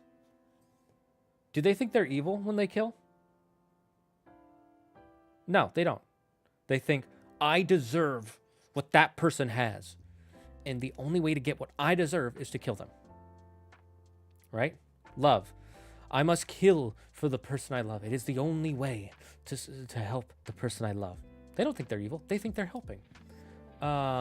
Wealth. I need money. I deserve this money. The money is important. I'm going to kill for the money. Status. I want to be the greatest fighter in the arena. I need to be the greatest fighter in the arena. I'm going to kill that person and become the greatest fighter in the arena. None of those people are evil, or at least they don't believe themselves to be evil. That's the first thing. If you want your character to be likable, right? You can't just make them believe they are the biggest evil, but also be committing evil acts. I suggest that Doomblade have his character interact with another character that goes against what he believes people to be. That's a good way to kick off. It's a good way to kick off a character arc. That is true. But fundamentally, you have to have who your character is first. I highly, highly, highly, highly recommend, if you haven't, read the story. The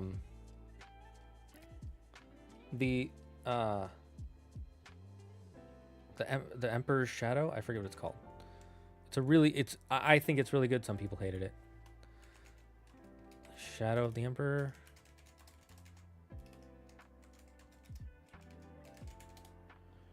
What is it called?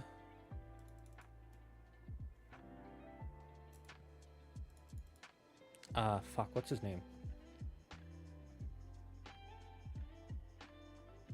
Shadow of the Conqueror. Did you read Shadow of the Conqueror, Yuki? Because I've only seen one person say they didn't like it as a book. I've seen most people say it was fine. And the reason I say you should read Shadow of the Conqueror is even if you don't like the character, the character in Shadow of the Conqueror is literally a person who he hates himself for his past actions and wants to be better. I thought he was a likable character. You might not. But the thing is, if you want your character to be likable, they have to be committing acts. They have to have committed acts, evil acts in the past, and be wanting to redeem themselves of those evil acts now. Think of it like One Piece, right? The worst characters in all of One Piece are the Celestial Dragons. No one will argue with that. The Celestial Dragons are literally human scum. Okay? And just to explain one, there's Saint Charlos, the guy who tried to kidnap Kami and sell Kami and Hachiman, and then later tried to kidnap Princess Shirahoshi and make her his like 30th wife or whatever. Everybody hates Saint Charlos and loves seeing Saint Charlos get beaten up because we've seen him do horrible things on screen. We've seen how horrible of a person is. But there is one Celestial Dragon that people actually like. Saint Mosgard. He's the Celestial Dragon who was saved by Queen Orihime during the Fishman Island flashbacks. And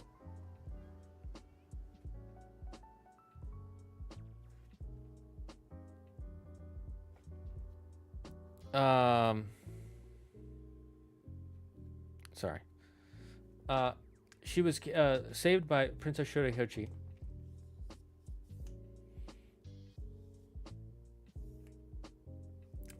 Princess Shirahoshi, or Queen Orihime, and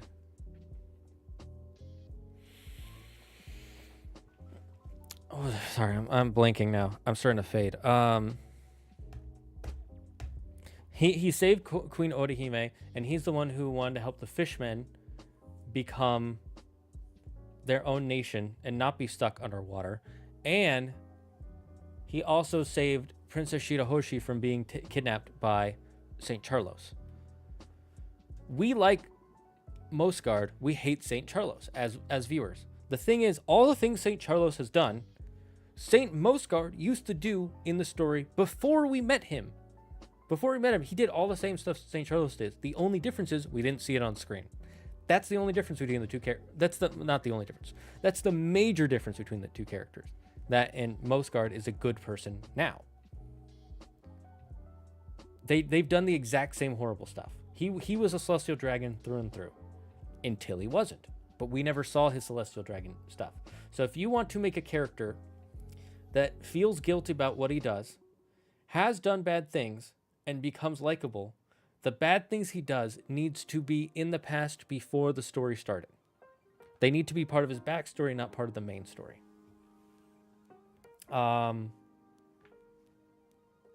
If you're willing, Yuki, can you tell me exactly the reasons you don't want to support what's his name anymore? If you don't, that's fine. I'm just curious if there's something I should know about. Are the wyverns free to roam the dungeon, or are they locked to a particular area? You know, I think I should make the wyvern, and it's a singular wyvern. I'm going to write that down, because I really like that. He will roam the dungeon.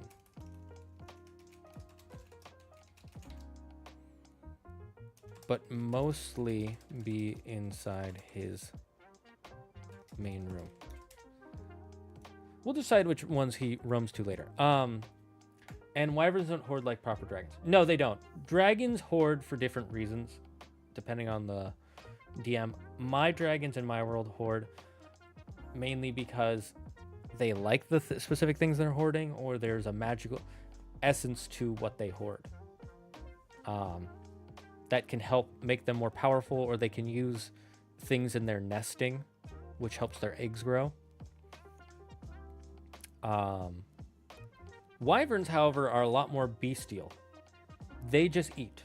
They eat and they mate, and they eat and they mate, and they eat and they mate. Ooh, I remember one of the things I was going to add in is this is also... The wyvern actually wasn't here originally. The wyvern is an invasive species. It used to be a... this used to be a roc's nest.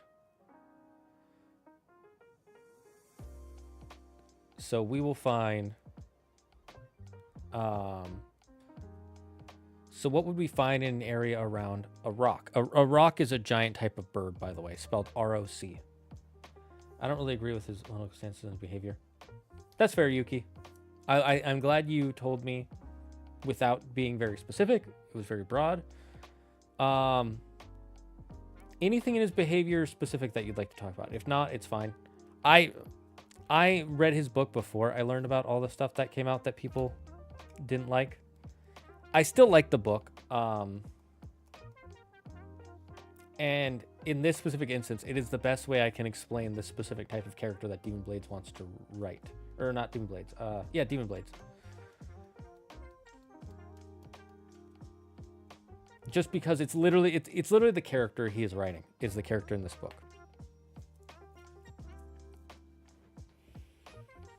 But I think your big thing is you can't have, if you want your character to be likable,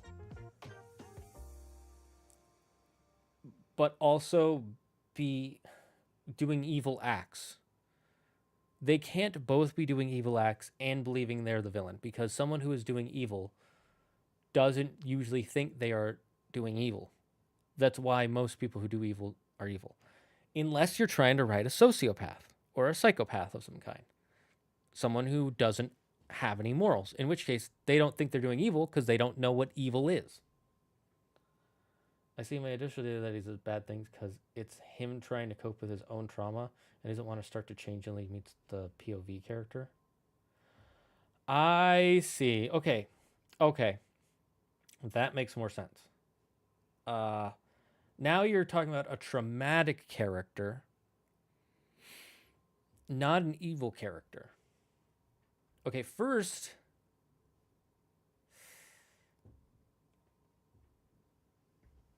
so then mainly we're talking about this character's redemption. So again, I would say put all the stuff that this character has done in the past. They're not doing it now. Or if they are, it's not as constant. So if, like you said, this person kills and doesn't mind killing. Well, let's say before, like he's killed, like he killed a whole village before, right? In his past, he killed a whole village.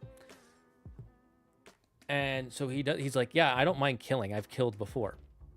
But don't have him killing like someone every chapter or every page. But have him realize that what he did was wrong. And maybe he has some trauma from that. You know, the more he spends time with her, the more he wants to change. I see. I don't think he's very courteous with disagreements with other creators. So he's doing a pirate software sort of thing. Right, got it. Yeah. I see what you mean. That's unfortunate. Study Zuko from ATLA. I think some of the ideas could apply here. Yes, that's another character. A lot of the stuff, Zuko works. Yep. I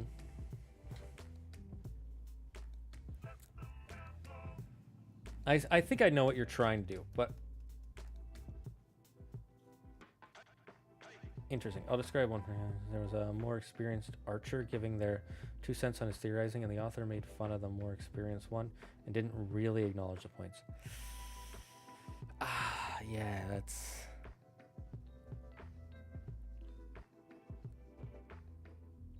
that's fair. That's not fun. Yeah.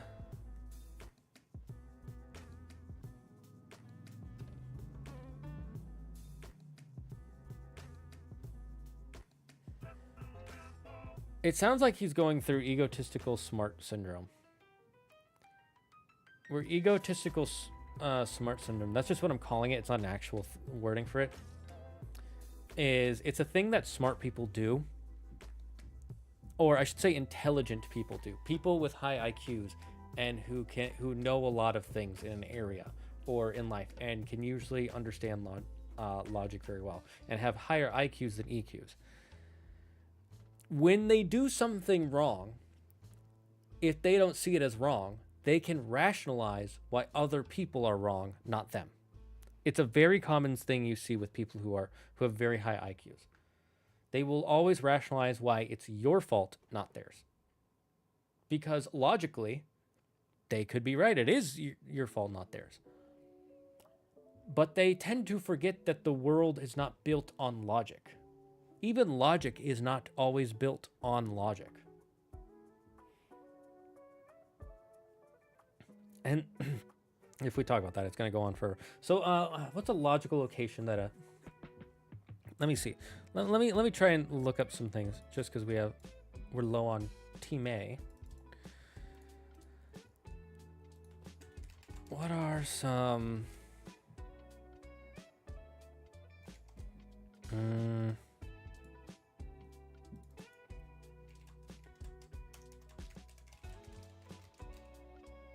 a Wyvern litter box, lol.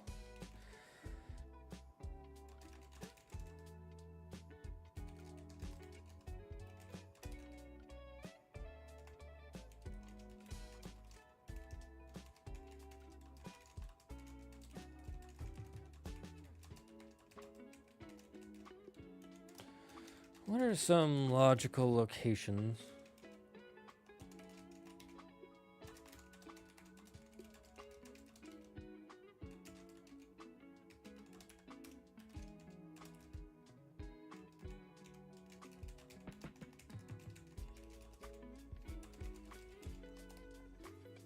The Wyvern probably needs a feeding ground, I imagine.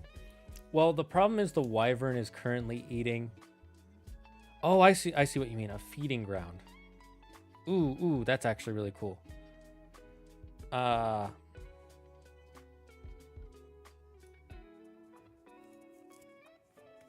Feeding ground.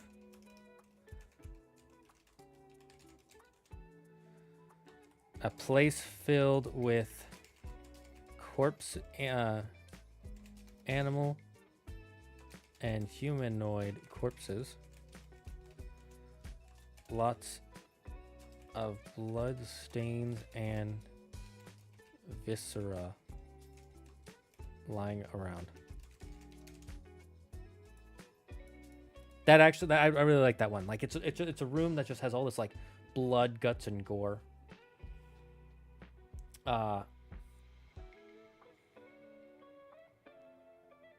Yeah, feeding ground would be different than their sleeping ground. Yeah, that makes a lot of sense. And we could make it even weirder. There's a giant hole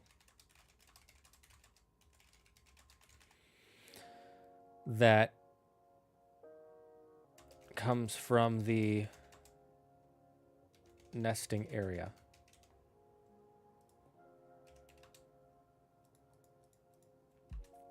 as a connector straight to the boss room.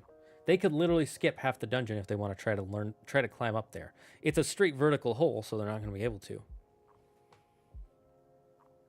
Hello, Dark Noah. Ooh, that's really... I like that. Thank you so much, Yuki. That's great.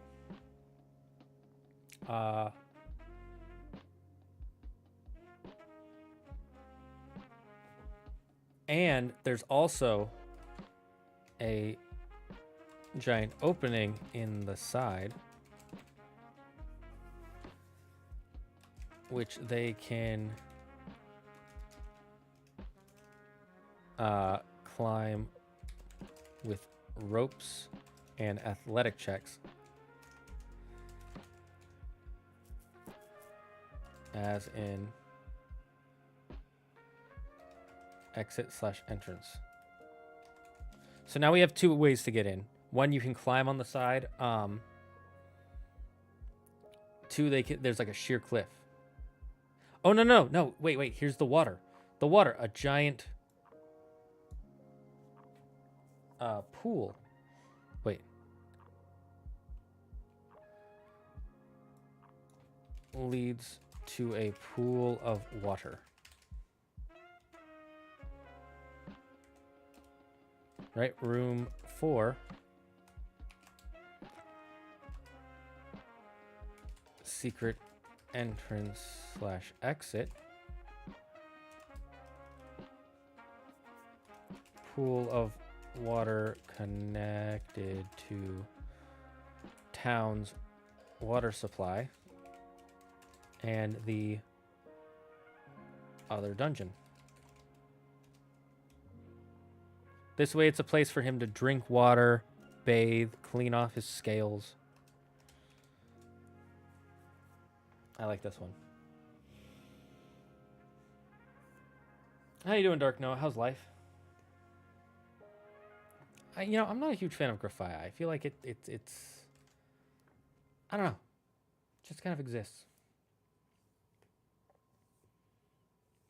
Alternate threat or ally.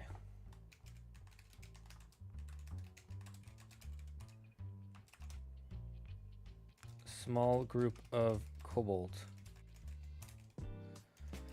They are naturally subservient to dragons and think this is a dragon.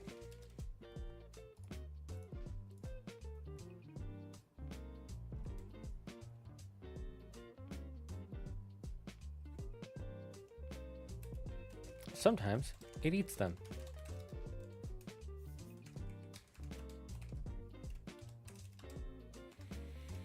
All right, helpful information. Helpful information.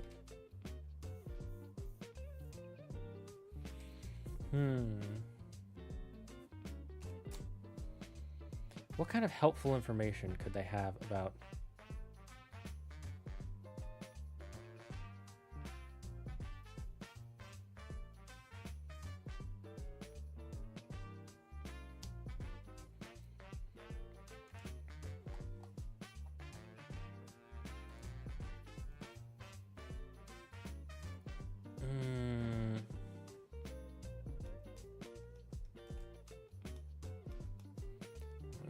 Let's see. Ooh, toxic guano piles. Let's say there's a room where this thing goes to shit and it's filled with its shit.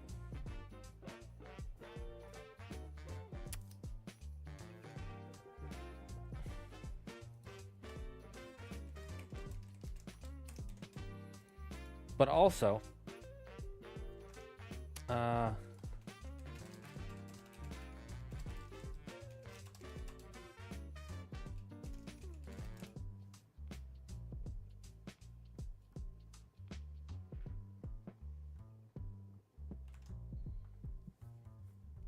a corner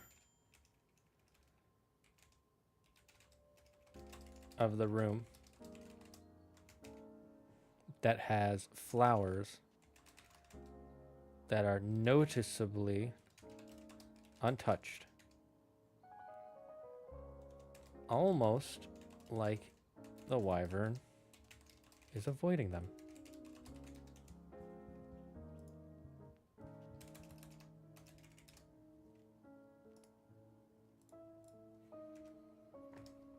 We can say these are poisonous to the Wyvern in some way.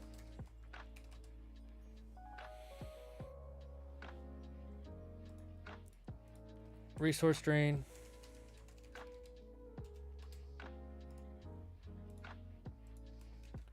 Wyvern / cultist fight.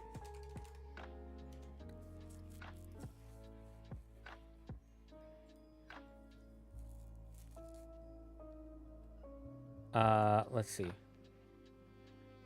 As we get higher up, right?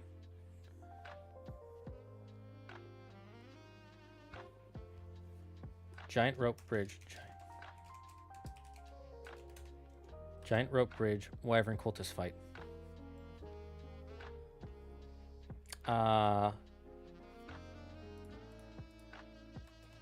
There's a small cave they can see the entrance to from the bridge.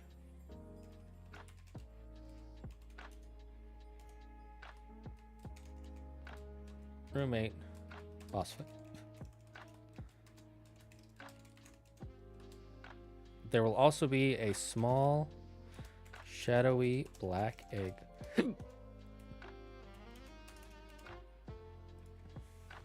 How do you summarize Zemnis in short? Leader of an evil organization, a being who wishes to use the power of people's hearts to give himself ultimate power, but he who himself does not have a heart. And yeah, that's how I would describe it. Leader of a shadowy organization that wants to use people's hearts to give themselves ultimate power, but the groups in this do not have a heart themselves. All right, I think we got both our dungeons, or at least we've got the basic blueprints. I'll probably start working on these and building them out more on my own. So thank you, chat. This has been awesome. How's it going? It's going good, and I gotta get going because I have to make dinner and go to the bathroom. So thank you all for joining me here. It has been a blast. I accidentally just closed. Well, that happened. Well, I just closed chat. Anyways, thank you all for joining me. We will see you all next time. Stay safe, stay smart, stay healthy. Thank you for being here. We'll see you Monday with some more Expedition 33. And Wednesday, we will be starting Devil May Cry 5, so I'm excited for that. I hope you guys are as too. Until then, stay safe, stay smart, stay healthy, be thankful for everything and everyone in your life. And the #1 rule here in the Dragon's Den: don't believe in yourself. Believe in me. Who believes in you? Chat.